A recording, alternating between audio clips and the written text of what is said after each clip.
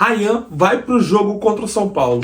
Cara, o Vasco fez uma força-tarefa enorme para poder trazer o Ryan um dia antes e dar tempo dele jogar o jogo de amanhã contra o São Paulo no Morumbi. E isso mostra que o Ryan tá sim, muito valorizado mesmo pelo Diniz. E fica aí depois dos comentários que eu vou comentar tudo sobre isso. Tem também a reformulação do elenco que o Vasco está fazendo e eu vou trazer aqui números que vão abrir a nossa mente sobre tudo que está acontecendo dentro do Vasco nesse ano, beleza? Esse é o MSC Vasco. Se você gosta desses vídeos, se você já viu mais de um vídeo aqui e ainda não se inscreveu, se inscreve no canal. E se esse é o seu primeiro vídeo e você gostou do meu rostinho aqui, também eu te convido a se inscrever no canal. Seja muito bem-vindo, aqui você conversa comigo, a gente troca ideia junto sobre futebol, tem várias abordagens sobre o futebol aqui, várias formas de abordar, e o comentário é uma delas, beleza? Então, fica à vontade, chega aí, tamo junto e vambora.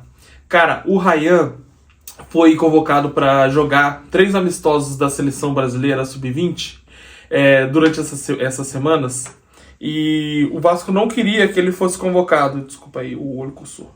O Vasco não queria que ele fosse convocado. Na verdade, o Diniz não queria muito que ele fosse convocado para ele ficar treinando com o time durante essa semana, né? Nessa semana que teve a data FIFA, o Vasco queria que ele ficasse treinando, se aprimorando e fazendo mais parte do elenco ali, conforme todos os outros jogadores. E o Ryan é peça fundamental para o time titular do Vasco. Porém, a CBF já tinha comprado as passagens do Ryan, já estava tudo certo. E aí o Vasco, né, se viu na obrigação de liberar o Ryan para ir lá pros amistosos e tal. O Ryan foi, jogou os jogos, beleza. Só que não daria tempo do Ryan voltar junto com a delegação e jogar o jogo contra o São Paulo. E o Vasco fez uma operação especialíssima mesmo. Deu um incremento na passagem do Ryan, pagou a passagem para ele poder voltar um dia antes lá dos amistosos que o Vasco fez e para poder jogar contra o São Paulo.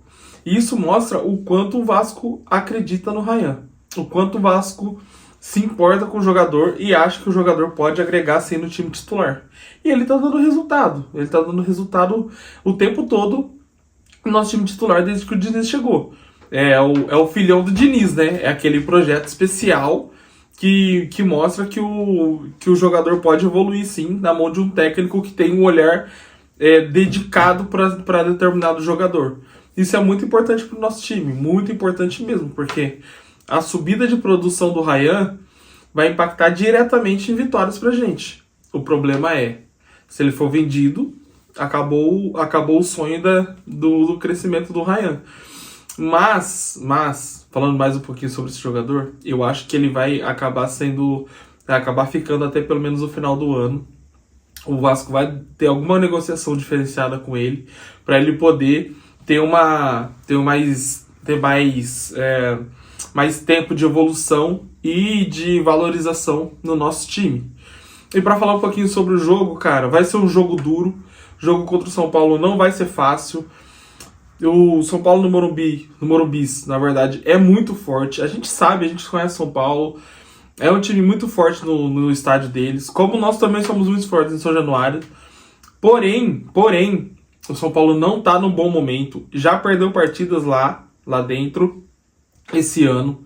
E o Zubeldia aparentemente está no final de ciclo no São Paulo. O pessoal já tá querendo a cabeça dele há muito tempo mesmo. Os São Paulinos que eu conheço, os caras estão meio puto com ele. Mas até agora ele não foi demitido. Mas no Brasileirão ele tá dando muita bancada. São Paulo não tá num momento muito bom. São Paulo tá perdendo partidas. Porém, para não só falar mal, né, do adversário, como se o adversário fosse um ninguém, eles também tiveram tempo de treinar. Eles também tiveram tempo de descansar o time, de treinar.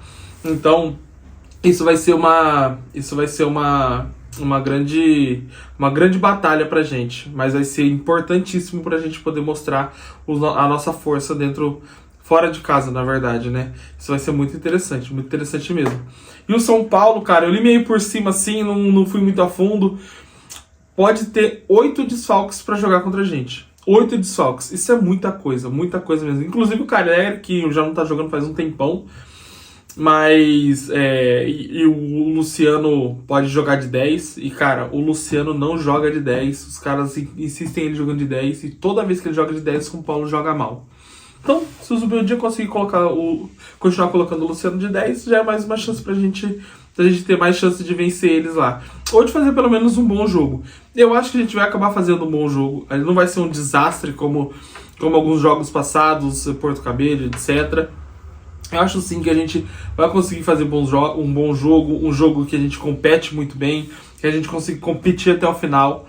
Então, a gente vai ter o nosso time titular inteiro, inclusive com o Ryan, vai ter Coutinho, vai ter Ryan, Verratti, vai ter todo mundo à disposição, todo mundo treinado, todo mundo descansado, exceto o Ryan. Talvez ele possa jogar só uma parte do jogo, não sei. Mas eu acho que vai ser um jogo, uma batalha muito interessante pra gente medir nossa força no campeonato. Essa é uma boa batalha pra gente medir nossa força no campeonato. Então, vamos ficar ligado nesse jogo aí. Eu sei que muita gente vai acabar não assistindo, porque vai ter Dia dos Namorados, a gente sabe como que é. A gente tem os nossos compromissos, né? Mas vamos ficar ligado no jogo, vamos acompanhar o máximo possível, porque vai ser muito importante esse jogo pra gente, pra medir como tá o trabalho do Diniz e como que tá o nosso time também, a força do nosso time contra times do G12, né? E, cara, eu queria falar um pouquinho sobre a reformulação do elenco que vem acontecendo no Vasco. Eu vi um vídeo hoje do Futebolaço, o Dieguinho comentando que o Vasco contratou 38 jogadores na era da 777 e desses 20 jogadores já saíram... desses 38 jogadores já saíram 20. Então, assim, é um giro muito grande de jogador que aconteceu nesse período. E o nosso time acontece muito isso, né? Os jogadores não ficam, saem, ou porque tá ruim, ou porque tá bom demais, acaba saindo. A gente acaba não conseguindo segurar jogador, nem pro bem nem pro mal. Isso é ruim também pro nosso time. A espinha dorsal acaba não ficando. Mas desde 2023 pra cá até fica na espinha dorsal e tá trocando mais os reservas, né? Jardim, Verratti, PH, Piton, se a gente for ver esses jogadores, né, estão ficando bastante no nosso time, e os reservas, aqueles que não se consolidam, acabam trocando bastante. A gente vendeu o PEC daquela época e tal. Mas interessante é que a gente precisa mudar a nossa abordagem em relação às contratações. Não dá pra gente ficar com esse tipo de contratação de vê lá um cara X e contrata. Pô, a gente precisa melhorar o nosso scout nesse sentido, cara, porque todas as tacadas de scout que a gente fez não foram boas tacadas. Ou o cara não se deu bem com o clima do Brasil, ou o cara não se deu bem com o jogo mesmo, ou o cara era muito fraco fisicamente, ou o cara era maluco, ou o cara era displicente. Cara, assim, fui falando cada um, e vocês conseguiram chegar no nome, visualizar a imagem de cada jogador, eu tenho certeza. Cada característica que eu falei, você visualizou um jogador diferente, porque eu fiz isso na minha mente. Então, cara, a gente precisa mudar, e esse scout precisa ser mais acurado. Ele precisa ser mais acurado, cara. O jogador que vem pelo scout do Vasco, ele precisa ser um jogador que vai resolver nossa situação, que vai conseguir jogar lá. Não, beleza, você quer contratar um jogador pro elenco, pra compor elenco? Perfeito, cara. Você quer contratar esse jogador? Perfeito. Vai que seja um jogador com esse perfil, que vai se dar bem nessa posição.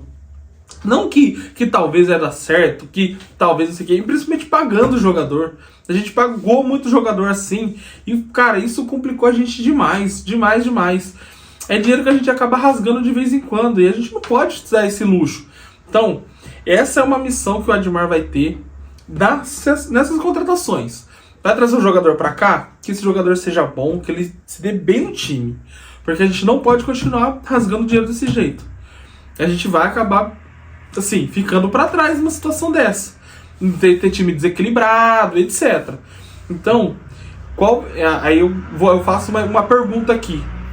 Qual vai ser o foco do Vasco nessa janela de transferência? Onde que o Vasco vai focar nessa janela?